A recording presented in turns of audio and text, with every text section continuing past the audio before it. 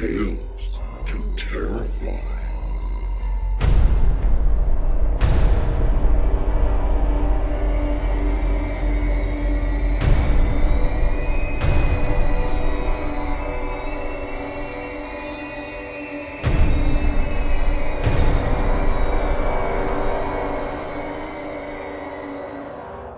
Good evening, children of the night. Come on into the cabin. These nights have been pretty warm. It's cool and dark in here. And you've arrived on a particularly special evening. Tonight will be the first of our episodes featuring nominees from the Stokers this year. Better late than never. We have 3 episodes featuring 5 of the 6 stories. One we're unable to air due to some conflict involving legalities. We'll still hear about that author, just unfortunately not his story. Before we get into that, as secondary result of our begging you for cash, we did receive quite an influx of encouragement as well. As I remarked to Mona Jones on Facebook, Tales to Terrify runs on money. I run on positive feedback. So everyone who sent some to us by the way of Facebook or to talestoterrify@gmail.com, thank you. Included in all of that were several people who had commented on my transitioning from our home in Chicago to the mountains of Virginia fondly.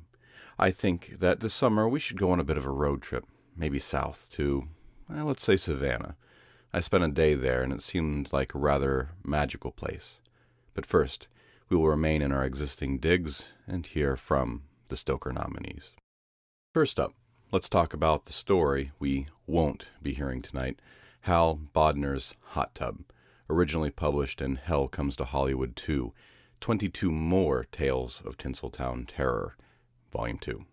Published by Big Time Books, is our first Stoker nominee. However, unfortunately, there were some contractual conflicts, and we won't be airing this story this evening. But anyone who is going to wind up with at least a nomination for superior achievement, we're going to at least read their bio.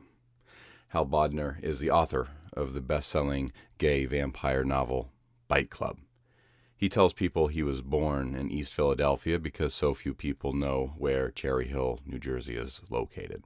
The first person he saw in his life was C. Everett Koop, future U.S. Surgeon General who delivered him. Thus, Hal was ironically destined to become a heavy smoker. He moved to West Hollywood in the 1980s and has rarely left the city limits during the past 20 years. Hal is so WeHo-centric that he cannot find his way around Beverly Hills, the next town over. Hal has been an entertainment lawyer, a scheduler for a 976 sex telephone line, a theater reviewer, and the personal assistant to a television star. For a while, he owned Heavy Petting, a pet boutique where all the movie stars shopped for their Pomeranians. Currently, he owns an exotic bird shop. He has never been a waiter. He lives with assorted dogs and birds, the most notable of which is a 80-year-old, irritable, flesh-eating military macaw named after his icon, Tallulah. He often quips he is a slave to fur and feathers and regrets only that he isn't referring to mink and marabou. He does not have cats because he tends to sneeze on them. Rapidly approaching middle age, assuming that more than a few 100-year-old people are still around, he remembers Nixon. He got married very late in life to an incredible man. Sadly, after 5 amazing with turbulent years, he was widowed and can sometimes be found sunbathing at his husband's grave while trying to avoid cemetery caretakers screaming at him to put his shirt back on. Hal recently took a crack at writing erotic paranormal romance, which he refers to as supernatural smut, with In Flesh and Stone and For Love for the Dead. While he enjoyed writing them immensely, he has resolved to return to his comedic roots with additional Chris and Troy novels and the adventures of reluctant superhero, The Whirlwind. He blushes to admit he is currently romantically involved with a man roughly half his age. As a result, he has recently discovered that the use of hair dye is evidently not an adequate replacement for Viagra. Congratulations, Hal. We'll see if we can find something else of yours to read for the fine listeners of Tales to Terrify. We will hear 1 Stoker story this evening, 2 next week, and then the following we will hear the 2 that tied for first, for 1 slightly longer episode. First up, Damien Angelica Walters' work has appeared or is forthcoming in various anthologies and magazines, including the year's Best Dark Fantasy and Horror, 2015, year's Best Weird Fiction Volume 1, Nightmare Magazine, Black Static, and Apex Magazine.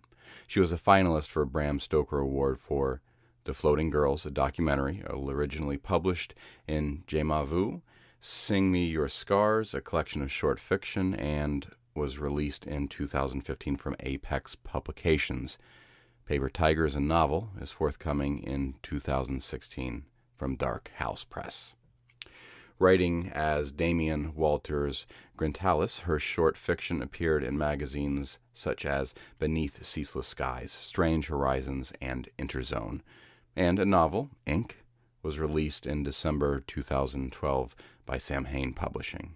She's also a freelance editor, and until the magazine's closing in 2013, she was an associate editor of the Hugo Award-winning speculative fiction magazine Electric Velocipede. She lives in Maryland with her husband and 2 rescued pit bulls. The story that we will be hearing tonight that gave her a Stoker nomination is The Floating Girls, a documentary, originally appearing in Je m'en veux, issue 3 from Postmortem Press. The floating girls are all but forgotten now. It's easier to pretend they didn't exist, to pretend it didn't happen. But there are parents who still keep bedrooms captured in time, complete with clothes folded in bureau drawers and diaries tucked beneath pillows. Everything in its place, waiting. And there are friends who still gaze at the sky, wondering how far the girls floated and if they ever fell. Some of us haven't forgotten. Some of us never will. 12 years ago, 3 hours after the sunset on the 2nd of August, nearly 300,000 girls between the ages of 11 and 17 vanished. Eyewitness reports state that the girls floated away. Yet even now, many of those eyewitnesses have recanted their stories or simply refused to talk about it at all. The girls lived in cities, in the suburbs, in the country. They lived in first world and third world countries. They were only children. They were one of many siblings. They were of all ethnicities and religious backgrounds. They were everyone and anyone. And after that night in August, they were no more. I found plenty of evidence decrying the phenomenon, but there are lists of the girls who disappeared. Those who claim it's all bullshit provide other lists. Girls who vanished and were found years later, the runaways, the girls involved in ugly custody battles, who were spirited away by either custodial or non-custodial parents, the girls whose decomposing bodies were recovered from forests, old drain pipes, beneath concrete patios. But none of those girls were floating girls, only gone girls. The reports always conveniently leave that out. I wonder about the evidence I haven't found, that doesn't exist. It seems like there should be so much more. And how many girls who vanished were never reported? And why just girls? And why just these girls? As far as I can tell, very few scientists or statisticians studied the phenomenon itself. No one counseled the families. No one dug through the chaos to find the facts. Like certain religious or political scandals, everyone wanted to brush it under the rug. Maybe it made a strange sort of sense at the time. I don't know. Jessie and I grew up next door, in a tiny corner of suburbia. You know the sort. Backyard cookouts, running through the sprinklers, drinking water from the hose, playing tag. Perfectly charming. The sort of childhood that screams ideal. The sort of childhood that could take place anywhere, in any town, not just our little corner of Baltimore, Maryland. Our backyards were separated by a row of hedges with spaces in between, perfectly sized for someone to walk through. We would flit from yard to yard. Mine had the swing set and the sprinkler, hers the sandbox and hammock, and house to house, nearly inseparable, spinning circles and holding hands while we chanted Jessie and Tracy, best friends forever. My strongest memory is how she and I spent countless hours catching fireflies. We'd keep them inside glass jars with holes poked in the lids so they wouldn't die. And we'd invent stories that the fireflies were princesses trapped in the bodies, and the lights were their way of calling for help because they couldn't speak. And every night we'd let them go, watching until they blinked out of sight, pretending they were off to find their mothers, their princes, the witches who'd cursed them. I think you only truly make those sorts of friendships in childhood. When you get older, you know better than to let people in. You know they'll only disappoint you in the end. Video interview with Karen Michaels of Monmouth, Oregon, March 17th, 2010. A woman is sitting in a cramped, dingy kitchen. A lit cigarette clutched tightly between two fingers, an overflowing ashtray by her side. She grimaces at the camera and looks down at her cigarette. Her face is worn and heavily lined, her shoulders hunched forward. Thank you for agreeing to talk to me, Mrs. Michaels. I know this is difficult. Mrs. Michaels takes a drag from her cigarette, exhales the smoke loudly. Call me Karen, okay? Okay, Karen. I know it's been a long time, but can you tell me what happened that night, August 2nd? She waves a hand holding the cigarette. I know what night you're talking about. Another inhale from her cigarette, another exhale. Nina had problems with sleepwalking when she was a kid. Used to drive me crazy. For a couple of years, I had to lock her bedroom door from the outside to keep her in the house. You got kids? No, that's right. You already told me you didn't. Who knows? Maybe you're lucky. Anyway, that night, the night Nina floated.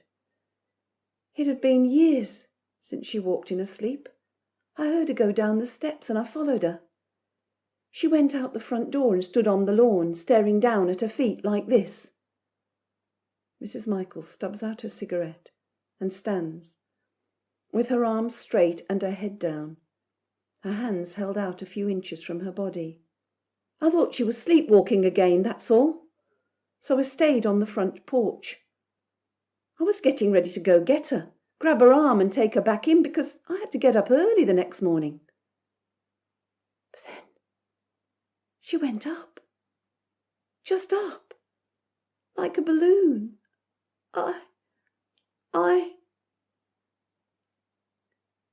Video cuts off, returns. Mrs. Michaels is wiping her eyes. Are you sure you're okay? Yeah, sure. I'm fine. So she went up, and I thought, I don't know what I thought. I ran and tried to grab her, but she was already up too far. I touched the side of her foot, but I guess I was just too late. She grabs another cigarette and lights it. Her voice is barely audible when she speaks again. I let her go. I didn't know what else to do, so I let her go. Her head snaps up. She looks straight into the camera. Everyone told me not to talk about it. It's like she never existed at all. But she did. She did. No one cared that she was gone. No one. Do you really think this thing, your project, will help? I'd like to think it will, yes. She made a sound low in her throat. Will you tell me what Nina was like? She was like every other kid. Listened to her music too loud, left her dirty clothes on the floor, griped about her chores. But she didn't run around wild or anything like that.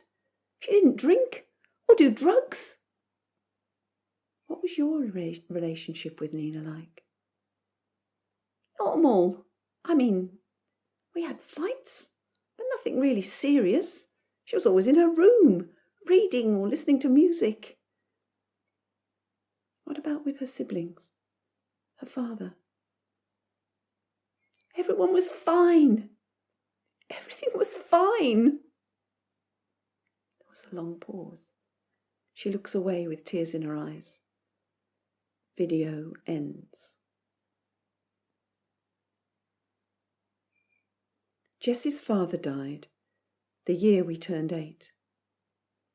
I remember black clothing, tears, confusion, and the smell of flowers. At some point, she and I snuck out into her backyard and played in the sandbox. I don't remember what we talked about, or if we talked about anything at all. But I remember how we slipped out of our dress shoes and wriggled our toes through the warm top layer of sand to the cool beneath. I remember the scent of honeysuckle thick in the air. Recording of a telephone interview, July 28th, 2012. You're not going to use my name, right? I don't want you to use my name. No, I won't. Good, okay. Tell me what you think happened on the night of August the 2nd. All I can tell you is what I saw. The kid was hanging in the air in her backyard, looking like some kind of angel. Only not the kind you can see through. I mean, she wasn't wearing anything like an angel would. I think she had on some kind of dress, but nothing like you see in pictures of angels or anything like that. Then she went straight up. Craziest damn thing I ever saw. I kept thinking it was the beer. I only had a couple, maybe 3, but... Did you do anything? What could I do? Hell, by the time I figured out my eyes wasn't playing tricks, she was high up. I mean, really high up. You told the authorities what you saw? Yeah, I told them. A lot of good that did me. They said I was crazy or drunk. People can't float. But I know what I saw, and that girl just floated up and away. Did you know anything about her? No, she was just the kid who lived next door. She kept to herself. The whole family did. I mean, they were nice enough, just not real friendly. Is there anything else you'd like to say? You're not going to use my name for this thing, right? I don't want my name used. No, sir. As I said before, I won't use your name. Jessie and I started to drift apart the summer she turned 11, about a year after her mum remarried. I'd ask her to come over and catch fireflies, and she'd say no. I'd invite her to spend the night. She'd say no. I spent countless nights crying, trying to figure out what I'd done, because best friends didn't stop talking to each other unless something was wrong. My mother said, "Tracy, honey, that's what happens with friends sometimes. Don't worry. Maybe she's just going through a phase. You are becoming young women, you know." I know she was only trying to help. But I wanted everything to go back to the way it had been, not the way it was. Video footage, dated August the 2nd, 2002. Video opens with a scene of a backyard, complete with a hot tub, a fire pit, and tables and chairs set up for a party. There's a break in the video. When it returns, the sky is full dark, and a party is in full swing. No children are present. The camera captures several people saying "hello" to the cameraman. There's a break in the filming. And when it returns, the camera is stationary, capturing a wide view of the partygoers. 5 minutes, 6 seconds. A pale blotch can be seen in the far left corner, above a row of well-trimmed hedges. 5 minutes, 8 seconds. The blotch is larger, the shape completely visible over the hedge. 5 minutes, 10 seconds. While the partygoers continue to drink and laugh, the blotch continues to rise.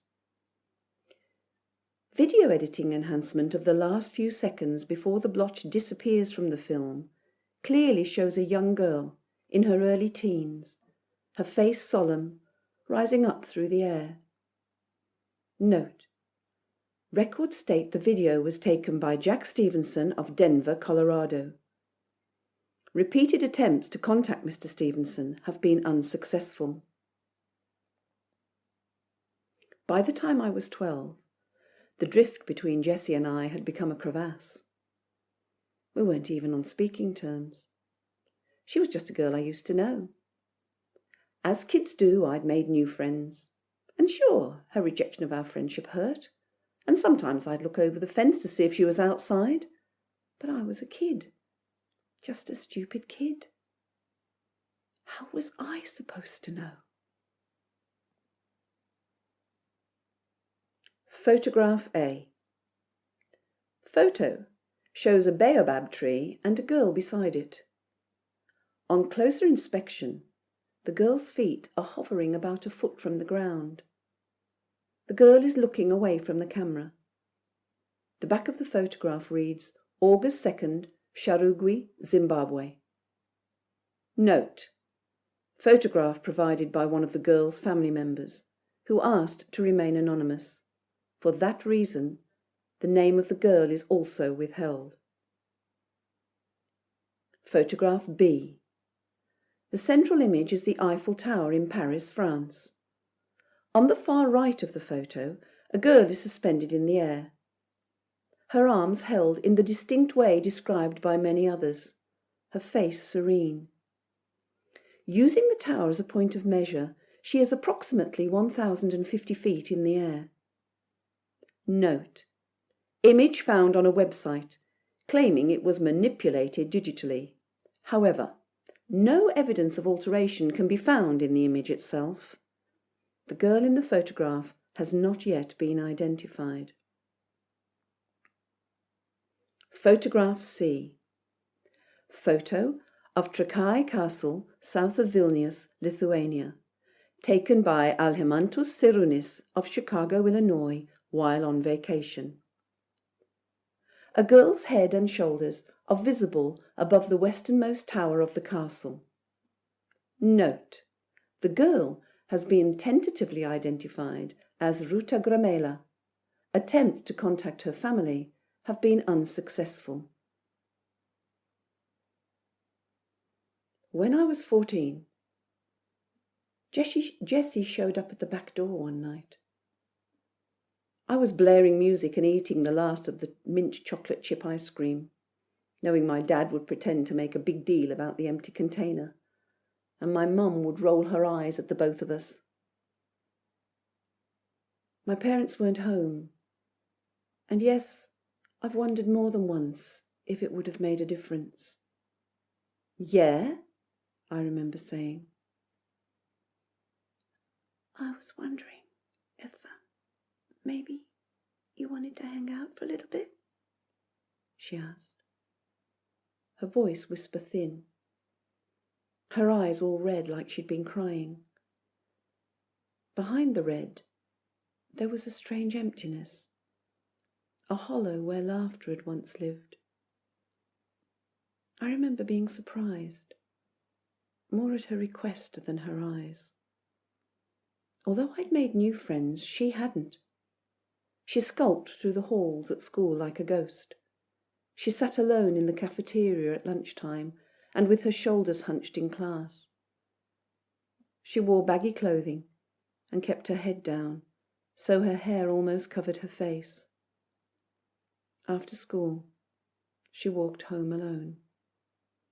"I can't, sorry. I have a math test tomorrow I have to study for." "Oh, okay." She stood for a minute, toeing the doormat with the tip of her shoe. "See you around then?" "Sure." But I lied. There was no math test. I just didn't want to talk to her. Video footage of interview with Sheriff Joseph Miller, Brookhaven, Pennsylvania, September the 9th, 2008. "No, none of it's true. I have no idea why you'd even want to talk about it." "So why do you think everyone reported the same thing?" "I don't have an answer to that." "Maybe it's because it really happened." He glares into the camera. "Look, it didn't. A bunch of kids ran away. A bunch more people got upset and invented some story about floating." "But 3 girls from your own town vanished." His expression changes and he crosses his arms over his chest. "Yeah?" "Don't you think that's suspect?" "Sometimes kids, especially girls, run away together. It happens." "And what if I told you those girls weren't even friends? Didn't even go to the same schools?" He sighs heavily, looks at some spot in the distance and shakes his head in dismissal. "We're done here. Some of us have real work to do." On August 2nd, 2002, the summer Jessie and I were 15. I was in the backyard on a blanket, staring at the stars, waiting for one to fall so I could make a wish. My parents were out at the movies, and other than the crickets chirping, the neighbourhood was quiet. Jessie's kitchen door opened. It had a funny little squeak that all the oil in the world wouldn't fix. And Jessie walked out into the yard. All the lights in her house were off, and she was little more than a shadow flitting across the grass. I hunched down on the blanket and watched through the hedges. She stood still in the middle of her yard for several minutes, with her head down, her hands fisted at her sides. I thought about calling her name. I know I did. But then the hands relaxed, her arms extended slightly, and she lifted her chin to stare straight ahead. And then she lifted off the ground. She was a foot in the air before I realized it wasn't an illusion, before I was able to do anything other than blink. I scrambled to my feet, told her to stop, and raced through the hedges, scratching my upper arms to hell in the process. I shouted her name, called out for my parents, for her parents, for anyone. Jessie never looked down. Not once. I stood right underneath her, waving my arms and yelling at her to come back, until my legs couldn't hold me up anymore, and my throat was too thick to speak. My parents found me in the backyard when they got home. I was on the blanket, sitting with my grass-stained knees up to my chin, crying. I told them how Jessie just floated and kept on floating until I couldn't see her anymore, until she was gone. I saw the disbelief in their eyes. My father went over to Jessie's house, knocked on the door, and came back shrugging his shoulders after no one answered. My mum pressed her hand against my forehead, proclaiming I had a fever, and sent me to bed. I stayed there for 3 days. Jessie's parents told the police. She ran away. video footage of an attempted interview on August 18th, 2011, with John Gelvin from Brawley, California, whose daughter Rosie, age 13, is still listed as missing. Documents show she was reported as a floating girl. Other documents show that Child Protective Services had been called on at least one occasion before Rosie's disappearance, but no further action from CPS can be found. Sir, you said you saw Rosie float. No, I didn't, sorry. You're the one who's mistaken. She ran away. But I have a report here, a police report that says, leave me alone. Just leave me alone. I tried to tell people the truth. My parents continued to blame the fever. When I told Jessie's parents, her mother's eyes filled with tears, the silent, terrifying kind. Her stepfather told me to leave their house and never come back. They moved away a few months later and didn't tell anyone where they were going. People at school thought I was crazy, even after the other reports came out. Jessie was just another trouble kid who ran away. It happened every day, no big deal. If I'd been an adult, if I hadn't seen Jessie float away, I wonder if I would have been as dismissive. Possibly. Probably. I wanted to tell the truth so many times, but no one would listen. Graffiti on the side of a building in Rapid City, South Dakota, June the 8th, 2013, in the section of the city known as Art Alley. Silence is its own form of helium. Note: according to a local artist who asked not to be named, the graffiti was originally written on the building in September of 2002. And she's been repainting it as needed ever since.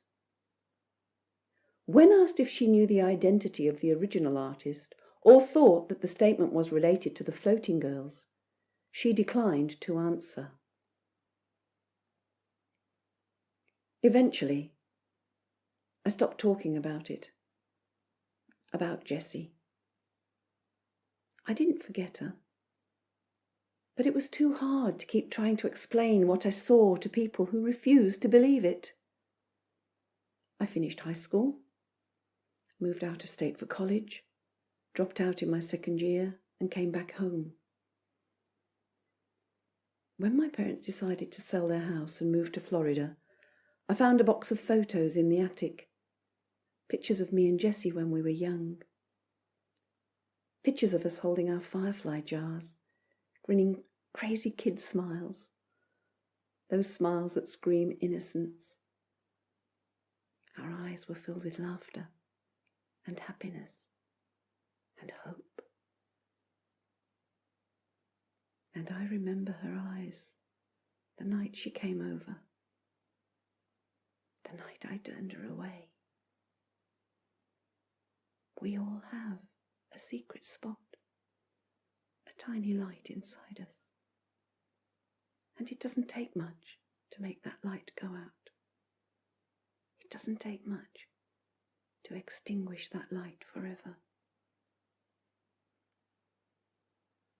As I carried the photos out to my car, I decided to do something. I'm not sure if I decided to do it for Jessie, or for the others, or for me, but I don't think it matters. I'm not a 15-year-old girl anymore, and I've spent years digging for proof, searching for the truth. Maybe now people will listen, and maybe they'll start talking. Excerpt from A Study into the Phenomenon of the Floating Girls, dated November 2002. Author not cited. Given a lack of concrete evidence to the phenomenon, and with evidence that a percentage of the girls were from troubled homes and had a history of running away, we can only conclude there was no phenomenon, only a strange set of coincidental circumstances. It is also noted there was a heavy incidence of fog in the northwestern states, which may explain the visual oddities noted here. Reports from other countries are sketchy at best, with most being reported well after the disappearances in the United States, leading this researcher to determine that they were copying the phenomenon, perhaps in hope of cashing in on the notoriety. More research is needed. Note: there is no evidence that any further research was conducted. I live 20 minutes away from the house I grew up in. Kids still play in sandboxes. They still catch fireflies and run through sprinklers. At night, I stare at the sky and wonder if the girls are still floating. I think they are, and we just can't see them. I tell Jessie, I'm sorry, but the words seem so fucking inadequate. I should have been there for her. I should have listened. And after, I should have kept talking. Hell, I should have screamed and shouted. But I didn't. No one did. For Jessie, Tracy Richardson, Director, The Floating Girls Project, Baltimore, Maryland, 2014. That was Damien, Angelica, Walters, The Floating Girls, a documentary as read by Marg Essex. Margaret Essex lives on the beautiful far south coast of New South Wales, Australia, with her long-suffering husband, a happy hound, and the cat who rules. She spends time gardening, seed-saving, cheese-making, making music, and loves to be at a table of food and wine with friends and family. Thank you, Marg. That will be our show for the evening. Join us again next week for 2 more of the Stoker Award nominees here on Tales to Terrify.